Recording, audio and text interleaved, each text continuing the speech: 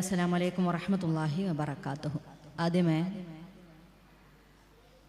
മുഹമ്മദ് നബി സല്ലല്ലാഹു അലൈഹി വസല്ലമയുടെ ഉത്തമ സമൂഹമായി ഈ ഇഹലോകത്തും അള്ളാഹുവിൻ്റെ തൃപ്തി തേടുന്ന അടിമകളായി നാളെ പരലോകത്തും നമ്മെ എല്ലാവരെയും അള്ളാഹു സുബ്ഹാനഹു വ തആല ഉൾപ്പെടുത്തി അനുഗ്രഹിക്കുമാറാവട്ടെ. ബിസ്മില്ലാഹിർ റഹ്മാനിർ റഹീം. യാ അയ്യുഹല്ലദീന ആമനൂ കൂനൂ ഖവ്വാമീന ബിൽ ഖിസ്ത് ശുഹദാഅ ലില്ലാഹ് വലൗ അലാ അൻഫുസികും അവിൽ വാലിദൈനി വൽ അഖറബീൻ ഇൻ യകുൻ അനിയ്യൻ ഔ ഫഖീറൻ ഫല്ലാഹു ഔലാ ബിഹിമാ ഫലാ തത്തബിഉ അൽ ഹവാ അൻ തഅദിലു വ ഇൻ തൽവു ഔ തുഅരിളു ഫഇന്നല്ലാഹ കാന ബിമാ തഅമലൂന ഖബീറ. സദഖല്ലാഹുൽ അലിയ്യുൽ അളീം. മുഹമ്മദ് നബി നീതിയുടെ സാക്ഷ്യം എന്നതാണ് നമ്മളുടെ തലക്കെട്ട്. പ്രവാചകൻ സല്ലല്ലാഹു അലൈഹി വസല്ലമയെ കുറിച്ച് ധാരാളമായി പറയുകയും കേൾക്കുകയും പാടുകയും അവതരിപ്പിക്കുകയും ചെയ്യുന്ന ഒരു മാസത്തിലൂടെയാണ് നമ്മൾ കടന്നു പോകുന്നത്. ആരായിരുന്നു മുഹമ്മദ് നബി സല്ലല്ലാഹു അലൈഹി വസല്ലമ എന്നത് സ്വന്തം ജീവിതത്തിലും ജീവിതത്തിലൂടെയും വാക്കുകളിലൂടെയും പറയുകയും പരിചയപ്പെടുത്തുകയും ചെയ്യുന്ന ഒരു സമയം കൂടിയാണിത്. നേരത്തെ ഞാനിവിടെ ഓതിവെച്ച ആയത്ത് വിശുദ്ധ ഖുർആനിലെ അല്ലാഹു സുബ്ഹാനഹു വ തആല സത്യവിശ്വാസികളായ നമ്മളോട് പറയുന്ന, പ്രവാചകൻ സല്ലല്ലാഹു അലൈഹി വസല്ലമ തൻ്റെ അനുയായികൾക്ക് പഠിപ്പിച്ചു കൊടുത്ത നീതിയെക്കുറിച്ചുള്ള വലിയ വർത്തമാനമാണ്. അല്ലയോ സത്യവിശ്വാസികളെ, കൂനൂ ഖവ്വാമീന ബിൽ ഖിസ്ത്, നിങ്ങൾ നീതിക്ക് വേണ്ടി നിലകൊള്ളുന്നവരാവുക. അത് നിങ്ങൾക്കെതിരെയായിരുന്നാലും ശരി, നിങ്ങളുടെ മാതാപിതാക്കൾക്കെതിരെയായിരുന്നാലും ശരി, നിങ്ങളുടെ കുടുംബാംഗങ്ങൾക്കോ എതിരായിരുന്നാലും ശരി, ഏറ്റവും വേണ്ടപ്പെട്ട ബന്ധുമിത്രാദികൾക്കും എതിരായിരുന്നാലും ശരി, അതൊരു ധനികനെതിരായിരുന്നാലും ശരി, ദരിദ്രനെതിരായിരുന്നാലും ശരി, നിങ്ങൾ നിലകൊള്ളേണ്ടത് നീതിക്കു വേണ്ടിയാണ് എന്ന് റബ്ബ് സുബ്ഹാനഹു വ തആല പറയുന്നു. നീതിയുടെ വർത്തമാനത്തെക്കുറിച്ച് വിശുദ്ധ ഖുർആൻ എടുത്ത് പരിശോധിച്ചു നോക്കിയാൽ കനപ്പെട്ട മറ്റു വർത്തമാനങ്ങളും നാഥൻ നമ്മെ പഠിപ്പിക്കുന്നത് നമുക്ക് കാണുവാൻ സാധിക്കും. അല്ലയോ സത്യവിശ്വാസികളെ, ഒരു ജനതയോടുള്ള നിങ്ങളുടെ ശത്രുത അവരോട് അനീതി കാണിക്കാൻ നിങ്ങളെ പ്രേരിപ്പിക്കാതിരിക്കട്ടെ എന്നും വിശുദ്ധ ഖുർആനിൽ അല്ലാഹു സുബ്ഹാനഹു വ തആല പറയുന്നു. എന്ന് പറഞ്ഞാൽ, ഒരു ജനതയോട് നിങ്ങൾക്ക് വല്ല ശത്രുതയുമുണ്ടെങ്കിൽ അപ്പോഴും നിങ്ങൾ അവരോട് നീതിയോട് പെരുമാറണം. അനീതി കാണിക്കാൻ നിങ്ങളെ അത് പ്രേരിപ്പിക്കാതിരിക്കട്ടെ എന്ന് അല്ലാഹു പറയുന്നതായി നമുക്ക് കാണാൻ സാധിക്കും. എന്ന് പറഞ്ഞാൽ, ഈ അധ്യാപനമാണ് പ്രവാചകൻ സല്ലല്ലാഹു അലൈഹി വസല്ലമ തൻ്റെ കുടുംബജീവിതത്തിൽ തൻ്റെ പേരമക്കളോട്, തൻ്റെ മക്കളോട്, തൻ്റെ അനുയായികളോട്, അവിടെയുള്ള മുഴുവൻ സമൂഹത്തിലെ തൻ്റെ അനുചരന്മാർക്കും പഠിപ്പിച്ചു കൊടുത്ത നീതിയുടെ മനോഹരമായ പാഠം പഠിക്കുകയും സമൂഹത്തിന് പകർന്നു നൽകുകയും ചെയ്യേണ്ടെന്ന ഉത്തരവാദിത്വം തീർച്ചയായിട്ടും നമുക്കുണ്ട് എന്നർത്ഥം. പ്രവാചകനെ പലപ്പോഴും സ്ത്രീകളോട് മോശം നിലയിൽ പെരുമാറുന്ന അനീതി കാണിച്ച മനുഷ്യൻ, ഒരു സമൂഹത്തിനോട് അനീതി കാണിച്ച മനുഷ്യൻ, യുദ്ധക്കൊതിയനായ മുഹമ്മദ്, ഇങ്ങനെ പലപ്പോഴും പല രീതിയിലും പ്രവാചകനെ ക്രൂരമായ രൂക്ഷമായ വിമർശനത്തിന് വിധേയമാക്കുന്നത് നമുക്ക് കാണാൻ സാധിക്കും. പക്ഷേ പ്രവാചകനോളം നീതിയെ മുറുക്കി പിടിച്ച ഒരു നേതാവിനെ ലോകത്ത് പിന്നീട് കാണുവാൻ, അതിനു മുൻപോ പിന്നെയോ കാണുവാൻ സാധിച്ചിട്ടുണ്ടോ എന്ന് ചോദിച്ചാൽ ഇല്ല എന്ന് നമുക്ക് ഉത്തരം പറയേണ്ടി വരും. കാരണം നമ്മൾ ഇന്ന് പല മനുഷ്യരെയും പല നേതാക്കളെയും കാണുന്നുണ്ട്, അവരുടെ അനുയായി വൃത്തങ്ങളെയും നമ്മൾ കണ്ടുകൊണ്ടേയിരിക്കുന്നുണ്ട്. പക്ഷേ നീതിക്ക് വേണ്ടി വർത്തമാനം പറയുന്ന പ്രവാചകൻ പഠിപ്പിച്ച മഹത്തായ പാഠങ്ങൾ പലപ്പോഴും നമുക്ക് അവരിൽ നിന്നും കാണുവാൻ സാധിക്കുന്നില്ല എന്ന് നമുക്ക് മനസ്സിലാക്കാൻ സാധിക്കും. ആരായിരുന്നു പ്രവാചകൻ സല്ലല്ലാഹു അലൈഹി വസല്ലമ? നമ്മളൊന്ന് ആലോചിച്ച് നോക്കുക. ഒരിക്കൽ നബി സല്ലല്ലാഹു അലൈഹി വസല്ലമ പള്ളിയിലിരിക്കുന്ന സമയത്താണ് അവിടെ സക്കാത്തിന്റെ മുതൽ കൊണ്ടുവരുന്നത്. സക്കാത്തിന്റെ വിഹിതം ആളുകൾക്ക് കൃത്യമായി വിഹിതിച്ചു കൊടുക്കുന്നതിന് നേതൃത്വം വഹിച്ചു കൊണ്ടിരിക്കുമ്പോൾ നബി സല്ലല്ലാഹു അലൈഹി വസല്ലമയുടെ അടുക്കൽ തൻ്റെ പേരക്കുട്ടിയായ ഹസൻ റളിയല്ലാഹു അൻഹുവുമുണ്ട്. ആ സക്കാത്ത് മുതലിൽ കുറച്ച് ഈത്തപ്പഴങ്ങളും കുറച്ച് ധാരാളം വിഭവങ്ങളും ഉണ്ടായിരുന്നു. ആ സമയത്ത് ഹസൻ റളിയല്ലാഹു അൻഹു അതിൽ ഒരു ഈത്തപ്പഴം എടുത്ത് മെല്ലെ വായിലേക്ക് ഇടുന്നുണ്ട്.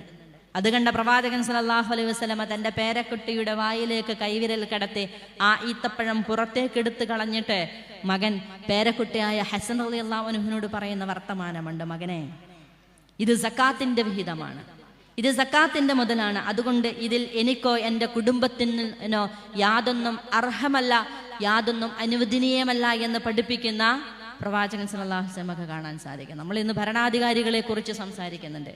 ചിലപ്പോഴേ നമ്മുടെ നാട്ടിൽ നടന്നുകൊണ്ടിരിക്കുന്ന ചില വർത്തമാനം കാണുമ്പോൾ നമ്മൾ തന്നെ നോർമലൈസ് ചെയ്ത കുറെ അനീതിയുടെ പാഠഭാഗങ്ങളുണ്ട് അല്ലേ? ചില സർക്കാർ ഓഫീസുകളിൽ ചെരുപ്പ് തേഞ്ഞു പോകുന്ന വിധത്തിൽ സാധാരണക്കാരായ മനുഷ്യർ നടന്ന് നടന്ന് നടന്ന് അവർ ചോദിച്ചു കൊണ്ടേയിരിക്കുന്നത് അവർക്ക് നീതിയെക്കുറിച്ചുള്ള വർത്തമാനങ്ങളാണ്. നീതിയെക്കുറിച്ചാണ് അവർ സംസാരിച്ചു കൊണ്ടേയിരിക്കുന്നത്. അവരുടെ അവകാശത്തിന് വേണ്ടിയാണ് അവർ ചെരുപ്പ് തേച്ചു കൊണ്ടിരിക്കുന്നത്. പക്ഷേ തൻ്റെ മുൻപിലുള്ള ടാബിനിന് താഴെ ഒരു കെട്ട് അവിടെയുള്ള ഉദ്യോഗസ്ഥന് കൊടുത്താൽ മാത്രമാണ് കാര്യങ്ങൾ ഈസിയായി കിട്ടുക എന്നത് നമ്മളൊക്കെയും മനസ്സിലാക്കി വെക്കുന്ന പുതിയ പാഠങ്ങളാണ്. കാലങ്ങളായി നമ്മൾ കേട്ട് തഴമ്പിച്ച വർത്തമാനങ്ങളാണ്. അങ്ങനെ വല്ല കൈമടക്കും കൊടുത്താൽ മാത്രമേ, ആ മനുഷ്യന്റെ കീശയിലേക്ക് വല്ലതും കനപ്പെട്ടതെന്തെങ്കിലും കൊടുത്താൽ മാത്രമാണ് ഒരു അധികാരി സാധാരണക്കാരായ ഒരു മനുഷ്യന്റെ കാര്യങ്ങൾ നിവർത്തിച്ചു തരിക എന്നത് നമ്മൾ കേട്ടുകൊണ്ടിരിക്കുന്ന പാഠങ്ങളാണ്. ചിലപ്പോഴേ നമുക്ക് ചിരി വരും. പൊതുജനങ്ങളെ എത്രമാത്രം വിഡ്ഢികളാക്കിക്കൊണ്ടാണ് ഭരണകൂടം നീതിയെക്കുറിച്ച് വർത്തമാനം പറയുന്നത്. ചിലപ്പോഴൊക്കെ ചില ബസ് സ്റ്റാൻഡ് അല്ലെങ്കിൽ ബസ് സ്റ്റോപ്പ് സ്ഥാപിച്ചതിനരികെ ഈ ബസ് സ്റ്റോപ്പിന് ഇത്ര കോടിയാണ്, ഇത്ര ലക്ഷമാണെന്ന് പറഞ്ഞ് വലിയ ഫ്ലക്സ് ബോർഡുകൾ കാണാം. ആ ഫ്ലക്സ് ബോർഡ് അടിച്ച പൈസ പോലും ചിലപ്പോൾ ആ ബസ് സ്റ്റോപ്പ് ഉണ്ടാക്കുവാൻ വേണ്ടി അവർ ചെലവഴിച്ചിട്ടുണ്ടാവില്ല. പക്ഷേ എഴുതിയ സംഖ്യ കണ്ട് വിഡ്ഢികളാകുന്ന സാധാരണ മനുഷ്യരെ കുറിച്ച് നമ്മളൊന്ന് ആലോചിച്ച് നോക്കുക.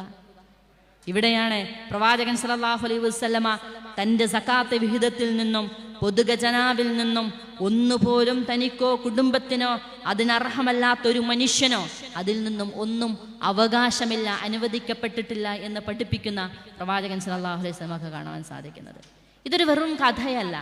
അങ്ങനെ ഒരു ഉത്തമ സമൂഹം ഉണ്ടാക്കിക്കൊടുത്ത ഒരു നേതാവിൻ്റെ പേര് കൂടിയാണ് ആര്?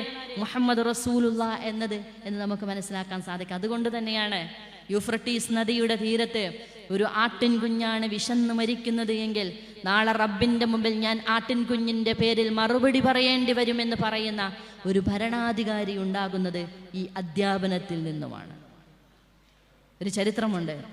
അലി ഇബ്നു അബീ ത്വാലിബ് റളിയല്ലാഹു അൻഹു അമീറുൽ മുഅ്മിനായിരിക്കുന്ന സമയം അദ്ദേഹം ഒരിക്കൽ ഖാളി ശുറൈഹിൻ്റെ അടുക്കലേക്ക് വരുന്നുണ്ട്.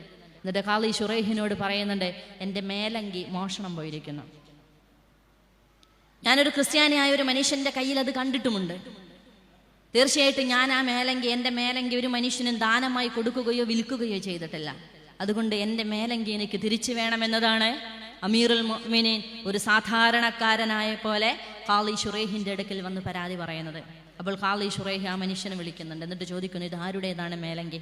അപ്പോൾ അദ്ദേഹം പറയുന്നുണ്ട്, ഇതെൻ്റെ മേലങ്കിയാണ്, ഇതെൻ്റെ മേലങ്കിയാണ്. അമീറുൽ മുഅ്മിനീൻ കളവ് പറയുമെന്ന് ഞാൻ വിശ്വസിക്കുന്നില്ല എന്നൊരു വർത്തമാനം കൂടി എന്ത് ചെയ്യുന്നു, അദ്ദേഹം പറഞ്ഞു വെക്കുന്നു. അപ്പോൾ ആ ക്രിസ്ത്യാനിയായ മനുഷ്യനോട് ചോദിക്കുന്നു, ഉറപ്പാണോ, താങ്കളുടെ മേലങ്കിയാണോ ഇത്? അതെ, ഇത് എൻ്റെ മേലങ്കിയാണ്. അപ്പോഴാണ് ഖാളി ശുറൈഹ് അലി ഇബ്നു അബീ ത്വാലിബ് റളിയല്ലാഹു അൻഹുവിനോട് ചോദിക്കുന്നു, അല്ലയോ യാ അമീറുൽ മുഅ്മിനീൻ, ഇത് താങ്കളുടെ മേലങ്കിയാണെന്ന് തെളിയിക്കുവാൻ പറ്റുന്ന വല്ല തെളിവും താങ്കളുടെ പക്കലുണ്ടോ? അപ്പോൾ അദ്ദേഹം പുഞ്ചിരിച്ചുകൊണ്ട് പറയുന്നുണ്ട്, ഇല്ല, എൻ്റെ പക്കൽ ഒരു തെളിവുമില്ല. താങ്കൾ പറഞ്ഞത് ശരിയാണ്, എൻ്റെ പക്കൽ ഒരു തെളിവുമില്ല ഈ മേലങ്കി എൻ്റേതാണെന്ന് തെളിയിക്കാൻ. അപ്പോൾ ഖാളി ശുറൈഹ് പറയുന്നുണ്ട്, എങ്കിൽ അദ്ദേഹത്തിൻ്റെതാണ് ഈ മേലങ്കി എന്ന് ഞാനിതാ വിധി പ്രസ്താവിക്കുന്നു. അലി ഇബ്നു അബീ ത്വാലിബ് റളിയല്ലാഹു അൻഹു പുഞ്ചിരിച്ചുകൊണ്ട് ആ വിധി അംഗീകരിക്കുകയും അദ്ദേഹം ഇങ്ങനെ അവിടെ നിൽക്കുകയും ചെയ്യുന്നുണ്ട്. ആ മേലങ്കിയുമായിട്ട് ക്രിസ്ത്യാനിയായ മനുഷ്യൻ എന്ത് ചെയ്യുന്നുണ്ട്, അങ്ങോട്ടേക്ക് ഇങ്ങനെ കുറച്ച് ദൂരം മുമ്പോട്ടേക്ക് പോയി. എന്നിട്ട് അതേ സ്പീഡിൽ തിരിച്ചു വന്നിട്ട് അലി ഇബ്നു അബീ ത്വാലിബ് റളിയല്ലാഹു അൻഹുവോട് പറയുന്നുണ്ട്, തീർച്ചയായിട്ടും എനിക്ക് അത്ഭുതം തോന്നുന്നു. പ്രവാചകന്മാർ പഠിപ്പിച്ച നീതിയുടെ പാഠമാണ് ഞാനിവിടെ കണ്ടത്. അലി, യാ അമീറുൽ മുഅ്മിനീൻ, ഇത് താങ്കളുടെ മേലങ്കിയാണ്. താങ്കൾ സിഫീനിലേക്ക് യാത്ര പോയപ്പോൾ താങ്കളുടെ കുതിരയുടെ പിറകെ, സൈന്യത്തിൻ്റെ പിറകെ ഞാനും ഉണ്ടായിരുന്നു. താങ്കളുടെ ചാരനിറത്തിലുള്ള കുതിരയുടെ പുറത്തു നിന്നും ഞാനാണ് താങ്കളുടെ മേലങ്കി മോഷ്ടിച്ചത്. പക്ഷെ എനിക്ക് ഏറ്റവും കൂടുതൽ അത്ഭുതം തോന്നുന്നത്, ഒരു ഭരണാധികാരി എങ്ങനെയാണ് തൻ്റെ ഖാളിയുടെ മുമ്പിൽ സാധാരണക്കാരനെ പോലെ വിധി തേടിപ്പോവുകയും തനിക്കെതിരാണ് വിധി എന്ന് കാണുകയും പക്ഷെ അത് സ്വമനസാലെ അംഗീകരിക്കുകയും ചെയ്യുന്നതിനെ കുറിച്ച് എനിക്ക് അത്ഭുതം തോന്നുന്നു എന്ന് പറയുന്ന അദ്ദേഹം പുഞ്ചിരിച്ചുകൊണ്ട് ആ മേലങ്കി തിരിച്ചു കൊടുത്ത് അശ്ഹദു അല്ലാ ഇലാഹ ഇല്ലല്ലാഹ് വ അശ്ഹദു അന്ന മുഹമ്മദ് റസൂലുള്ളാഹ് എന്ന് സാക്ഷ്യം വഹിക്കുന്നത് നമുക്ക് കാണുവാൻ സാധിക്കും. ഇവിടെയാണ് പ്രവാചകൻ സല്ലല്ലാഹു അലൈഹി വസല്ലമ പഠിപ്പിച്ച നീതിയുടെ വർത്തമാനങ്ങൾ തങ്ങളുടെ ജീവിതത്തിൽ കാത്തു സൂക്ഷിച്ച ഭരണാധികാരികളെ കൂടി സൃഷ്ടിച്ച ഒരു സമൂഹത്തിൻ്റെ പേരാണ് മുസ്ലിം ഉമ്മത്ത് എന്ന് പറയുന്നത്. കുടുംബത്തിൻ്റെ വിഷയത്തിൽ നമ്മളൊന്ന് ആലോചിച്ച് നോക്കുക. ജെൻഡറിനെ കുറിച്ച് ധാരാളമായി സംസാരിച്ചു കൊണ്ടിരിക്കുന്ന സമയത്ത് നൂറ്റാണ്ടുകൾക്ക് മുമ്പേ പ്രവാചകൻ സല്ലല്ലാഹു അലൈഹി വസല്ലമ തൻ്റെ അനുചരന്മാർക്ക് പഠിപ്പിച്ച ഒരു വർത്തമാനമുണ്ട്. അത് ഇങ്ങനെയാണ്: നിങ്ങളിൽ ആരെങ്കിലും ഒരാൾക്ക് ഒരു പെൺകുട്ടി ജനിച്ചു. ആ പെൺകുട്ടിയെ ആ മനുഷ്യൻ കുഴിച്ചു മൂടുകയോ അപമാനിക്കുകയോ ചെയ്തില്ല. ആൺകുട്ടിക്ക് ഇവളേക്കാൾ കൂടുതൽ പ്രാധാന്യം നൽകുകയും ചെയ്തില്ല എങ്കിൽ അള്ളാഹുവിൻ്റെ സ്വർഗം ആ മനുഷ്യനുള്ളതാണ് എന്ന് നബി സല്ലല്ലാഹു അലൈഹി വസല്ലമ പറയുന്നത് നമുക്ക് കാണുവാൻ സാധിക്കും. എന്ന് പറഞ്ഞാൽ, നിങ്ങൾ മക്കൾക്കിടയിൽ അനീതി കാണിക്കരുത്, അത് ആൺ പെൺ എന്ന അനീതി അവർക്കിടയിൽ കാണിക്കരുത് എന്ന് നൂറ്റാണ്ടുകൾക്ക് മുമ്പ് പറഞ്ഞ പാഠങ്ങളാണ് 2025 നമ്മൾ പറഞ്ഞുകൊണ്ടേയിരിക്കുന്നത് എന്നതാണ് വസ്തുത.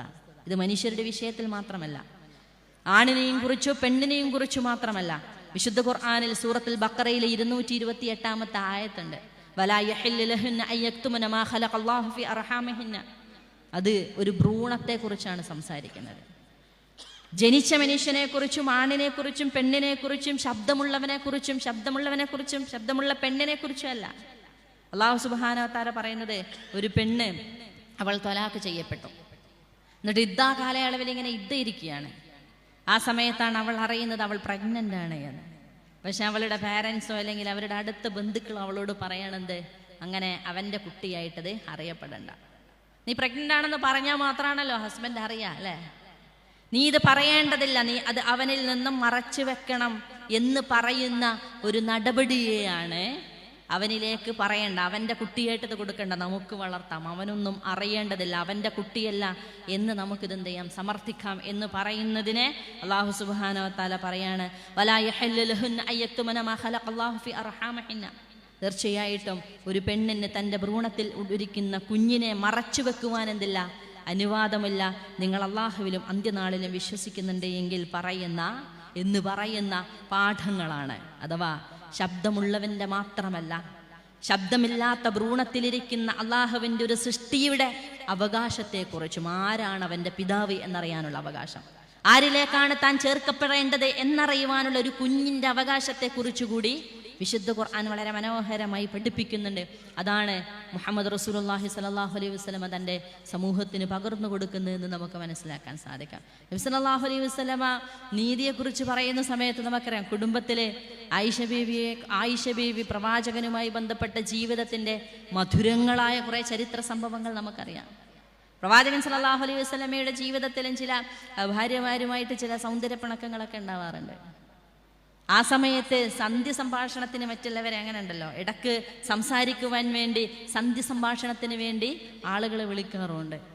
അതിനെക്കുറിച്ച് ആയിഷ ബീവി പറയുന്നുണ്ട്, ഒരിക്കൽ നബി സല്ലല്ലാഹു അലൈഹി വസല്ലമയായിട്ട് എന്തോ ഒരു ചെറിയ തർക്കമുണ്ടായ സമയത്ത് പ്രവാചകൻ സല്ലല്ലാഹു അലൈഹി വസല്ലമ പറയുന്നുണ്ട്, ആയിഷ, നമ്മൾ ആരെയാണ് സന്ധ്യ സംഭാഷണത്തിന് വിളിക്കേണ്ടത്, മധ്യസ്ഥത്തിന് വിളിക്കേണ്ടത്? നമുക്ക് അബൂ ഉബൈദത്തുൽ ജറാഹിനെ വിളിച്ചാലോ? അപ്പോൾ ആയിഷ ബീവി പറയുന്നുണ്ട്, വേണ്ട, അദ്ദേഹത്തെ വിളിക്കണ്ട, അദ്ദേഹത്തിന് താങ്കളോട് ഭയങ്കര ഇഷ്ടമാണ്, അതുകൊണ്ട് താങ്കൾക്ക് അനുകൂലമായിട്ട് വിധി പറയുമെന്ന് ഞാൻ പേടിക്കുന്നു, അതുകൊണ്ട് അദ്ദേഹത്തിന് വിളിക്കണ്ട. ശരി, എങ്കിൽ നമുക്ക് ഉമർ ഇബ്നു ഖത്താബ് റളിയല്ലാഹു അൻഹുവിനെ വിളിച്ചാലോ? അപ്പോൾ ആയിഷ ബീവി പറയുന്നുണ്ട്, എനിക്ക് അദ്ദേഹത്തെ ഭയമാണ്, അതുകൊണ്ട് ഉമർ ഇബ്നു ഖത്താബ് റളിയല്ലാഹു അൻഹുവിനെ വിളിക്കണ്ട.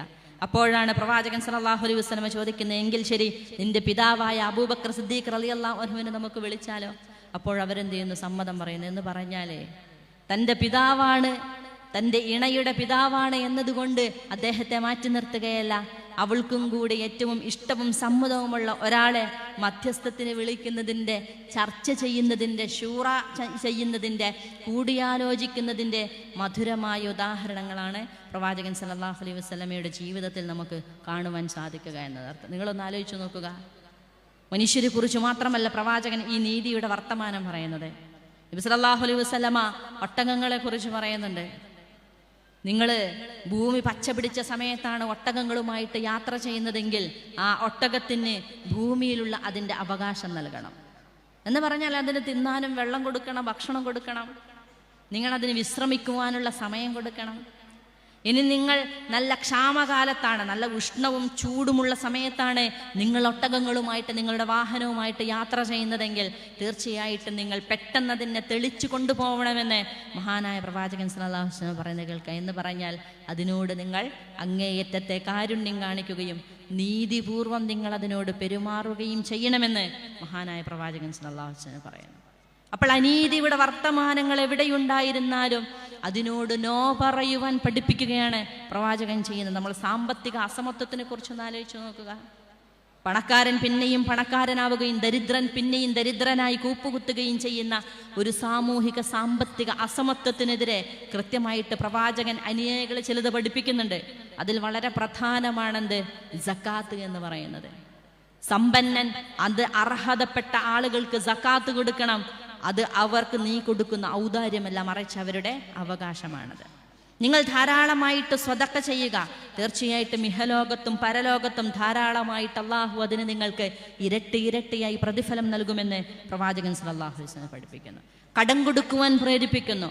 കടം കൊടുക്കുവാൻ മാത്രമല്ല, തിരിച്ചു കൊടുക്കുന്നതിൽ ജാഗ്രത കാണിക്കണമെന്ന് പ്രവാചകൻ സല്ലല്ലാഹു അലൈഹി വസല്ലം പഠിപ്പിക്കുന്നുണ്ട്. പൂഴ്ത്തിവെക്കുന്നവനെ കുറ്റവാളിയായിട്ട് പ്രവാചകൻ പ്രഖ്യാപിക്കുന്നുണ്ട്. ഇങ്ങനെ ഒരു സമൂഹത്തിന്റെ സാമ്പത്തിക അസമത്വത്തിനെതിരെ പലിശയെ ഹറാമാക്കുകയും കച്ചവടത്തെ പ്രോത്സാഹിപ്പിക്കുകയും ചെയ്യുന്നുണ്ട്. ഇങ്ങനെ സാമ്പത്തിക അസമത്വത്തിനെതിരെ യാചനയെ നിരുത്സാഹപ്പെടുത്തുന്നുണ്ട്. ധാരാളമായി നിങ്ങൾ സദഖ ചെയ്യുക എന്ന് പറയുന്നുണ്ട്. ഇങ്ങനെ സാമ്പത്തികമായ അസമത്വത്തിനെതിരെ കൃത്യമായിട്ട് നിലപാടെടുക്കുന്ന മനോഹരമായ ഒരു സിസ്റ്റം, ഒരു സംവിധാനം നബി സല്ലല്ലാഹു അലൈഹി വസല്ലം ഉണ്ടാക്കിയത് നമുക്ക് കാണുവാൻ സാധിക്കും. ഇങ്ങനെ പ്രവാചകന്റെ നീതിയുടെ പാഠം പഠിക്കുകയും അത് സമൂഹത്തിന് മുമ്പിൽ പറഞ്ഞു കൊടുക്കുകയും ചെയ്യുവാനുള്ള ഉത്തരവാദിത്തം തീർച്ചയായിട്ടും നമുക്കുണ്ട്. നമ്മൾ ഗസയെക്കുറിച്ച് സംസാരിക്കുന്നുണ്ട്. മണ്ണ് വാരി തിന്നുന്ന കുഞ്ഞു മക്കളുടെ ചിത്രം കാണുമ്പോഴാണ് നമ്മുടെ ഹൃദയം ഒന്ന് വിറച്ചു പോകുന്നത്.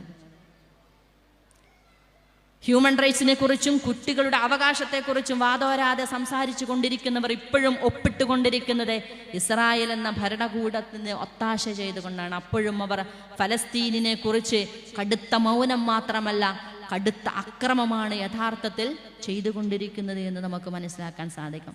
യുദ്ധത്തിന്റെ സമീപനങ്ങളെ കുറിച്ച് പഠിപ്പിക്കുമ്പോഴും പ്രവാചകൻ സല്ലല്ലാഹു അലൈഹി വസല്ലം പറയുന്നത്, യുദ്ധത്തിനെ കുറിച്ച് ചർച്ച ചെയ്യുമ്പോൾ മരങ്ങൾ മുറിക്കരുതെന്നും പിന്തിരിഞ്ഞോടുന്നവനെ പിന്നിൽ നിന്ന് ആക്രമിക്കരുതെന്നും കുട്ടികളെയോ സ്ത്രീകളെയോ വയസ്സായവരെയോ വൃദ്ധരെയോ ഉപദ്രവിക്കരുത് എന്നും പ്രവാചകൻ സല്ലല്ലാഹു അലൈഹി വസല്ലം പഠിപ്പിക്കുന്ന പാഠങ്ങളാണെന്ന് നമുക്ക് കാണുവാൻ സാധിക്കും. ഒക്ടോബർ 7, 2023 ഇന്നേക്ക് 708 ദിവസങ്ങളായി.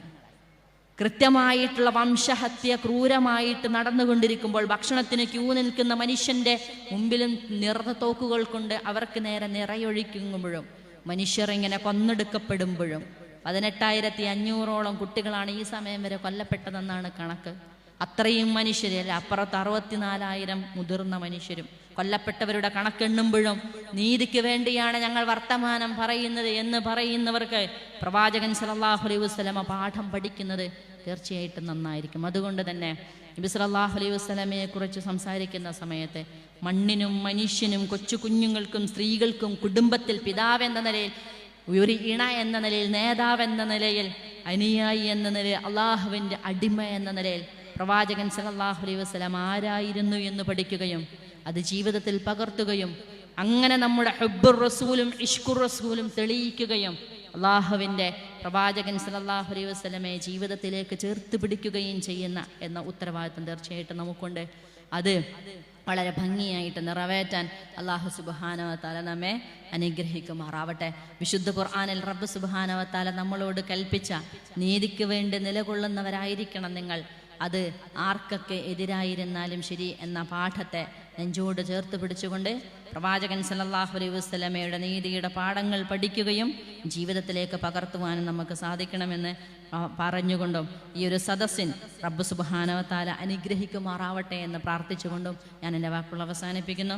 വാഖിറു ദഅവാനാ അൽഹംദുലില്ലാഹി റബ്ബിൽ ആലമീൻ. അസ്സലാമു അലൈക്കും വറഹ്മത്തുള്ളാഹി വബറകാതുഹു.